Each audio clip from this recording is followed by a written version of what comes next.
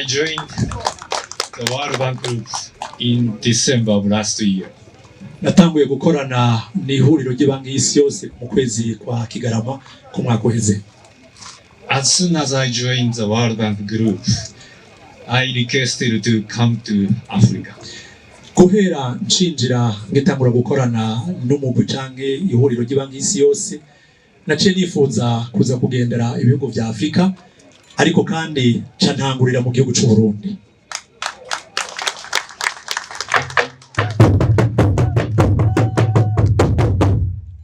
I was suggested to visit, and I was so glad that I immediately agreed to visit Burundi. Igihe nagira ico cifuzo cyo kugendera Afrika, narose iciyumviro cyo kugendera u Burundi, bakibimbwira numvise ndavyakiranye umunezero mwinshi kugira ngo nishikire mu Burundi ndahabe ndababone.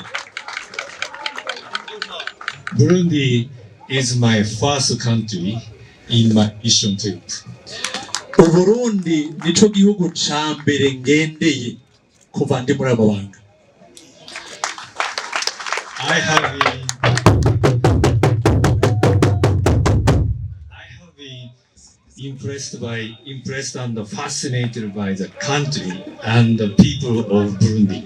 Nanezerewe nashimye mbonye igihugu c'u Burundi na cane cane abene igihugu b'u Burundi.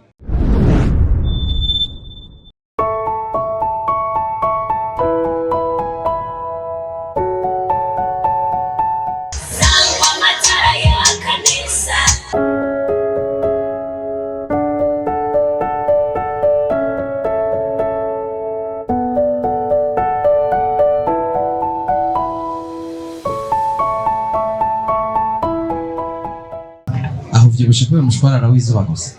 Oya n'ubuntu bwa Yesu, n'ubuntu bwandiho gusa. Sawa.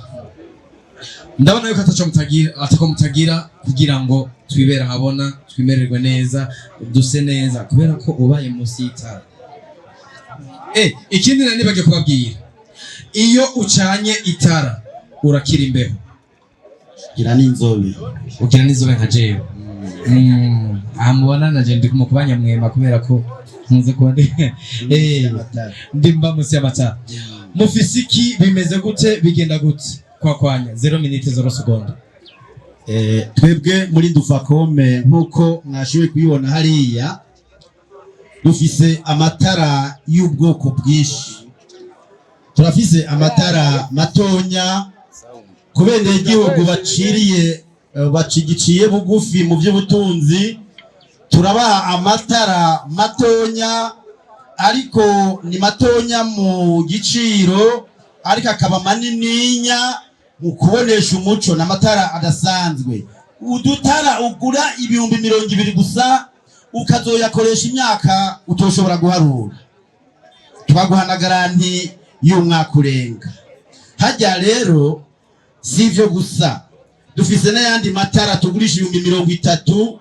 Nk'ubu no kwereka iryo tara wosigara uratangara kuko iryo tara ubundi bwobwo itara ni kuriri nanabereka nimba utari mwari bonyiri iri nita naho utari barabara hari ukagira naguta utora rikomeye nayibonyere bimeze akaraka bijye ko muri Dufakome gusa nabibonye akonaka Dufakome.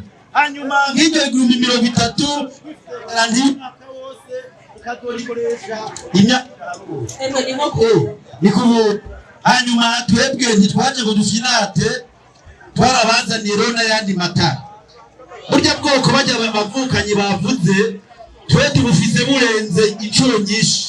Ibiciro navyo uca wegera hano nta numwe toronka amatara, kandi rero twabazanye n'akandi kantu niyaje usubira kubabesha. Twe tubaha amadeni gusa, abashaka akadeni mwegere muri Dufakome twiyagire tubereke ingene atanumwe uyu munsi arara bukizimagiza. Surenyakiriza ubundi bwo isigura ko atamwene gihugu numwe asubira kuba mu muzimagiza. Umwene gihugu wese leta mvyeyi yacu yarahagurutse kugira ngo ntihagire umunyagihugu n'umwe asigara mu muzimagiza. Ariko iri kumwe na Ndufako twahagurutse nabonye hano n'ahantu hashushe Igitega ahantu narayishuhiwe cyane, niyo mpamvu mugeraje nitwaje na ventilateur, akantu k'umuyaga kadasanzwe kandi akanakabye muza ukabona n'ahandi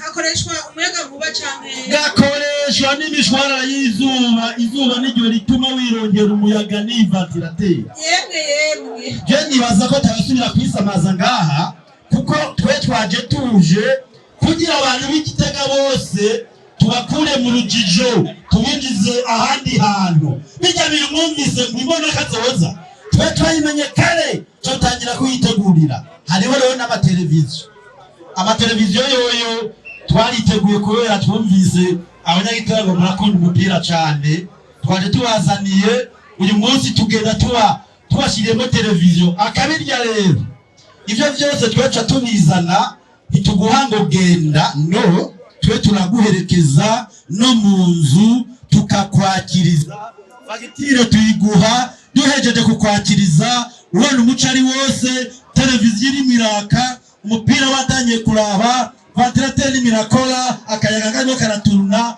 Nimuze no murabero muri Ndufakome ibintu birashusha. Mvuze bike cyariho n'ibindi karibu muri Ndufakome.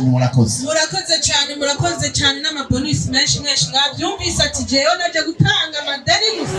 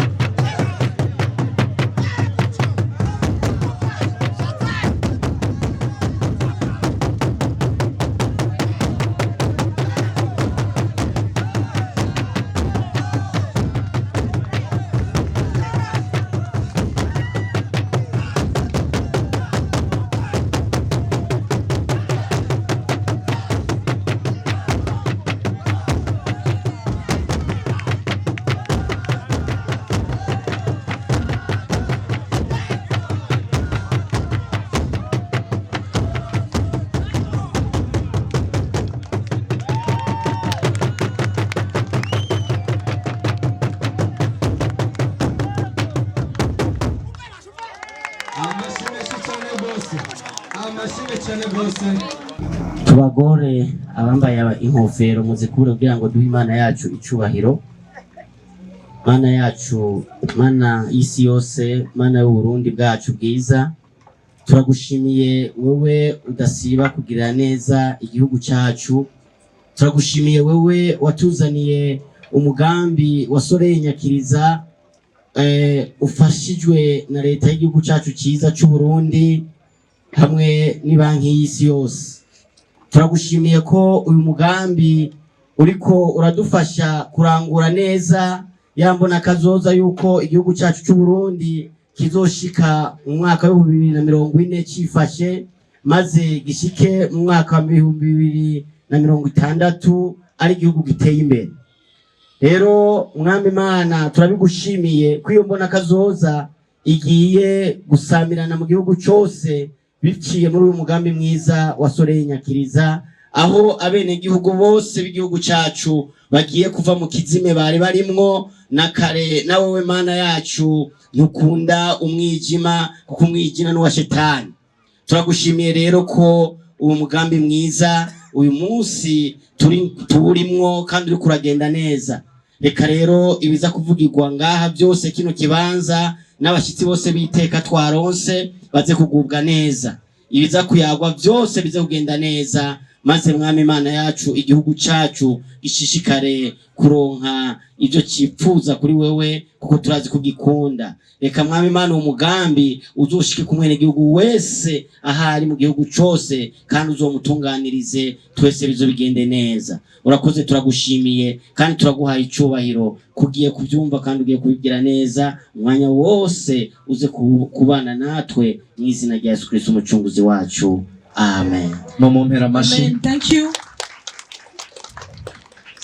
Mufata ibyicaro. Gira amahoro. Tasangwa amahoro n'umuco ku bene gihugu bose bo mu gihugu cyacu cy'u Burundi.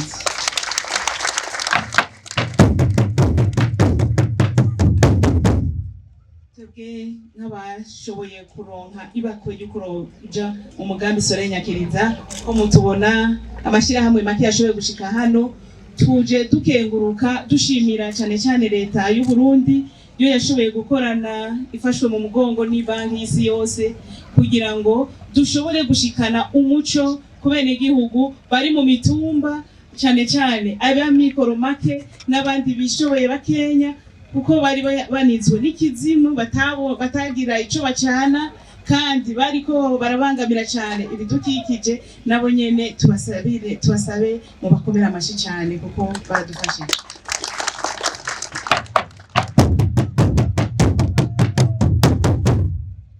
Tubamenyeshe ko muri aya mashyirahamwe turiko dukwiragiza ibikoresho bitanga umushwarara w'izuba ku bene gihugu bose mu gihugu, aho igihugu cyose cy'u Burundi kigera. Turiko tubikora dufashwe mu mugongo n'ibanki y'isi yose, mu gihe biboneka ko abene gihugu bari banyotewe cyane ivyo bikoresho, kuko aho dushika dusanga n'utwo twataye ari duke cyane. Uno munsi turiko twinjira mu gisata muri phase ya RBF, muri financement basé sur les résultats. Nico gituma twifuza ko dusaba cyane abasanzwe badufata mu mugongo ko botera intambwe bakadushigikira cyane, kuko ibikoresho dufise uno munsi novuga ko ari nk'ima ry'amazi rito rigwa mu kiyaga, kuko tutarashobora no gushika ku bice bibiri by'abifuza ibikoresho. Nashaka kuba nk'akarorero, entreprise imwe tugiye kuraba nishobora no guserva imitumba ibiri. Umutumba umusanga ufise abene gihugu barenga dufate amamenage 1000. Muri ico gihumbi ufise ico bita amakiti solaire 2000, mu mitumba 2600, umu entreprise imwe nishobora guserva n'imitumba 2. Nuvuga ko ni nkuko nabivuze, ni comme une goutte qui tombe dans l'océan. Abene gihugu barakeneye ko baba ahabona. Twarashitse abantu bariruhutsa, abantu barabona ko bari bararushe, kuko ugiye kuraba mu bijanye n'ubutunzi ibikoresho bakoresha byari bizimvye cyane. Sinshobora kumwanya kubivugira ngaha, ariko wasanga umwene gihugu mutoyi ashobora kugura kabuji iruhande yuko ariko aronona ibidukikije ugasanga akabuji ku munsi amahera yari kugura ivyo gufungura ayaguze ibuji rigurwa amafaranga 1,500 ku kwezi agakoresha amahera 45,000 murumva ko umunyagihugu yari yararushe cyane. Rero tubamenyeshe ko twaje nk'inyishu mu gihugu cy'u Burundi, dusabe bongere babaha amashi menshi cyane.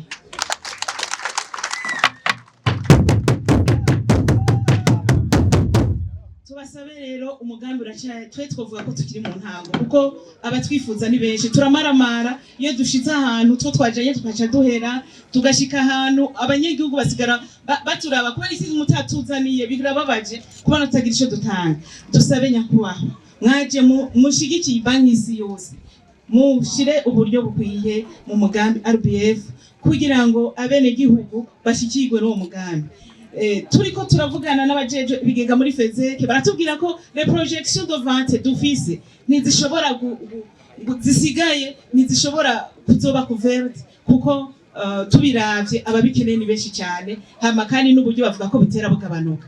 Tubasabe rero mwongereza uburyo kugira abene gihugu babone ko bashobora kuba ahabona. Nyakubahwa Mustanteri wa komine nziza ya Gitega twakiriye muri kino kibanza, nyakubahwa umuyobozi mukuru wavuye hariya Leta Zunze Ubumwe za Amerika, nyakubahwa umuyobozi w'ibanki y'isi muri kano karere, nyakubahwa userukira banki y'isi ngaha muri kino gihugu cyacu, banyakubahwa mwese bashitsi bahire bamwe mukora muri banki y'isi ngaha mu Burundi nabo mwagendanye bashitsi bahire nitugira amahoro.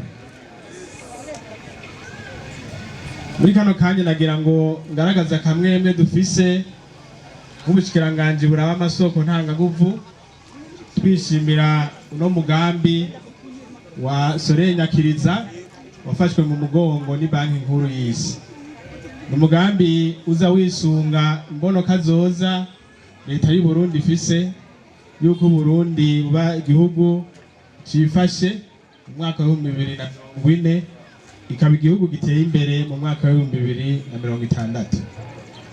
Turabashimiye cyane nk'ibanki nkuru y'isi yose ko mwafishize imbere igisata c'amasoko ntangaguvu, kandi ni umukuru wacu w'igihugu akaba ari umugambi yabonye yuko ari we wofatirwako kugira ngo dushike kuri iyo mbonoka zoza.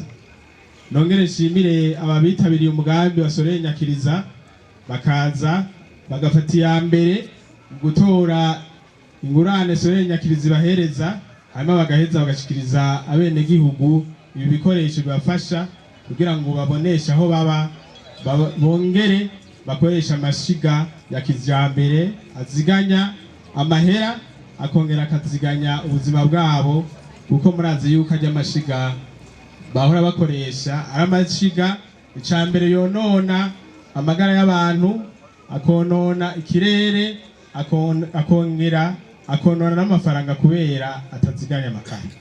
Ndabasabe rero aba bantu bafashe ya mbere tubakomera amashi menshi cyane.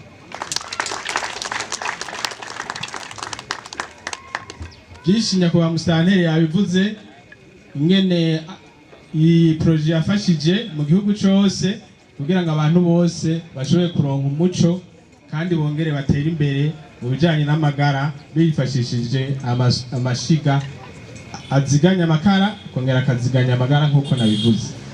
Ariko nagira ngende ntanze intumbero dufise nko mu buyobozi burongoye amasoko ntangaguvu, nuko twifuza yuko iyi migambi yose Banki Mondiale zirashigikira tuyigira gwacu, tugaheza nk'abene gihugu aho bonye kwivuriro, aho bonye kwishure uyu mugambi washitse, mukamenya yuko ari umugambi wanyu atari umugambi wa Soleil Nyakiriza, atari umugambi w'ibanki y'isi yose.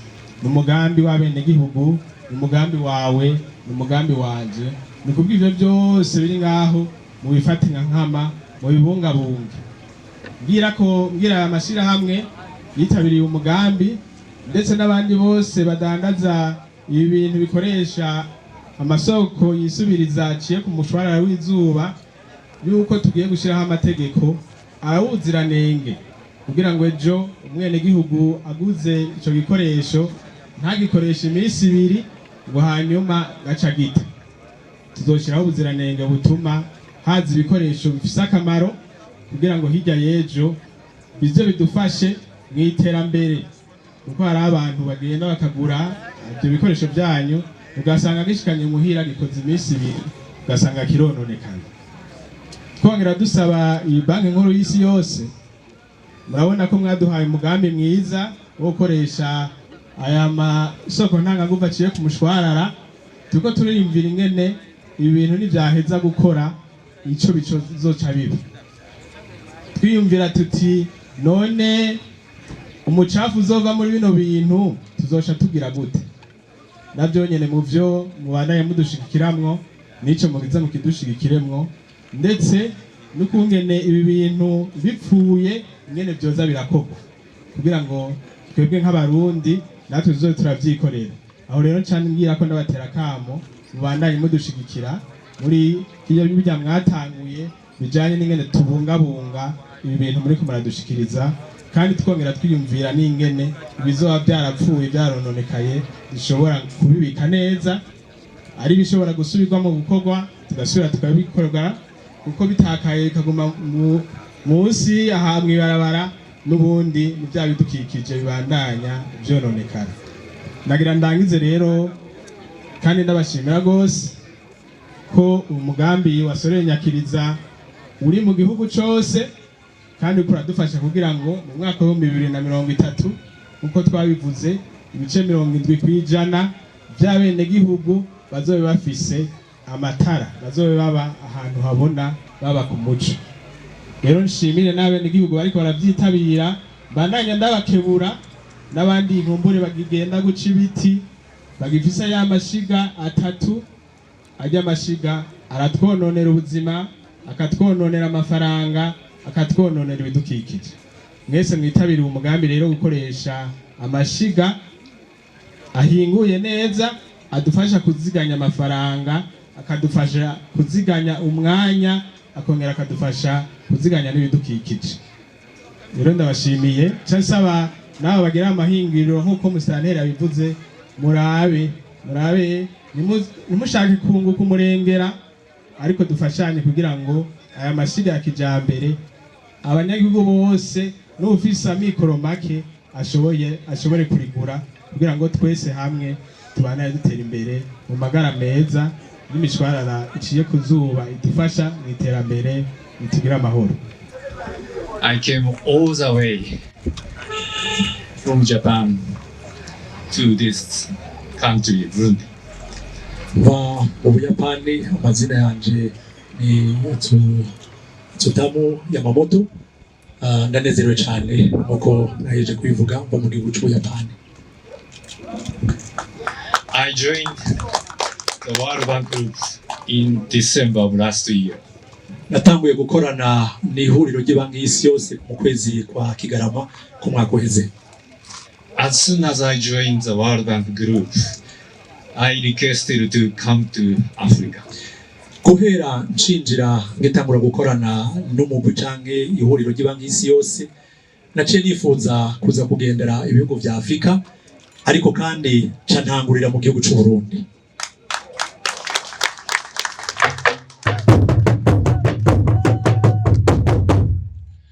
I was suggested to visit, and I was so glad that I immediately agreed to visit Burundi. Igihe nagira ico cifuzo cyo kugendera Afrika, narose iciyumviro cyo kugendera u Burundi, bakibimbwira numvise ndavyakiranye umunezero mwinshi kugira ngo nishikire mu Burundi ndahabe ndababone. Burundi is my first country in my mission trip. U Burundi nico gihugu ca mbere ngendeye kuva ndi muri ababanga. I have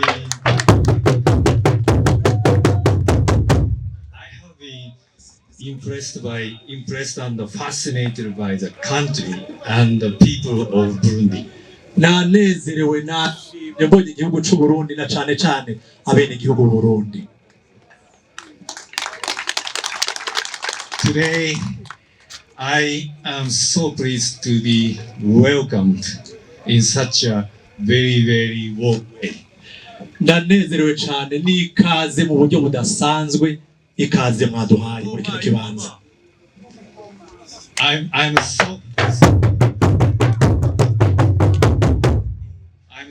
so pleased and your welcome. I will never ever forget. Nanezerewe cyane, nakozwe ku mutima cyane n'ikaze ridasanzwe mwaduhaye, nagomba kubamenyesha ngo sinzigera ndabyibagira na rimwe.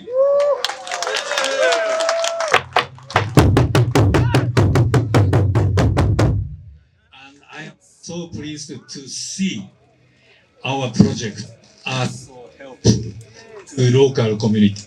Ndanezerewe no kubona ivyo uyu mugambi uri kurarangura n'ivyo uri kurafasha abene gihugu. Your better life is my hope.